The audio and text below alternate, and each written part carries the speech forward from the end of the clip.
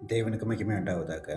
ஆராதனை, வர்ஷிப் அப்படின்ற ஒரு காரியம், ஒரு முக்கியமான ஒரு காரியம் கிறிஸ்துவ ஜீவியத்தில் ஆண்டவர் எதிர்பார்க்கிற ஒரு காரியம். ஆனால் எப்படி உங்களுக்கு ஆராதிக்கணும்னு தெரியுமா அப்படின்னு ஒரு கேள்வி எழுப்புன்னு வச்சுக்கோங்களேன். நிறைய பேருக்கு என்ன தோணும், நான் நல்லா இசைக்கருவியை வாசிக்கணும், நான் நல்ல பாடல் தெரியணும், ஸ்தோத்திர பலிகள் ஆயிரத்தை சொல்லணும், வேதத்தை படிக்கணும். இதெல்லாம் நல்லது தான். ஆனால் வேதம் ஒரு தகுதியான ஒரு காரியத்தை சொல்லுது. ரோமர் 12ஆம் அதிகாரம் 1ஆம் வசனம். அப்படி இருக்க சகோதரரே, நீங்கள் உங்கள் சரீரங்களை பரிசுத்தமும் தேவனுக்கு பிரியமான ஜீவ பலியாக ஒப்பு கொடுக்க வேண்டும் என்று தேவனுடைய இரக்கங்களை முன்னிட்டு உங்களை வேண்டிக் கொள்ளுகிறேன். இதுவே நீங்கள் செய்யத்தக்க புத்தியுள்ள ஆராதனை.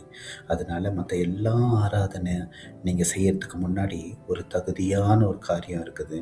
என்னன்னா, உங்களையே நீங்கள் ஆண்டவருக்கு முன்னாடி ஒப்பு கொடுக்கறது. அப்படின்னா தாழ்மைப்படுத்தி ஆண்டவர் என் மூலமாக மகிமைப்பட வேண்டும், நான் சிறுகணும், அவர் பெருகணும்.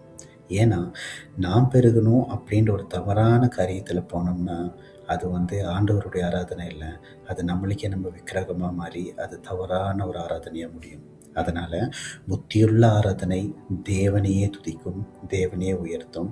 அந்த புத்தியுள்ள ஆராதனைக்கு தகுதியான ஒரு காரியம் உங்களை ஆண்டவர் முன்பாக தாழ்மைப்படுத்தி ஒப்பு கொடுப்பது.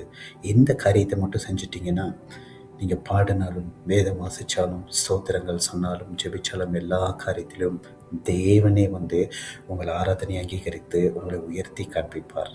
தேவன் ஆசீர்வதிப்பாராக.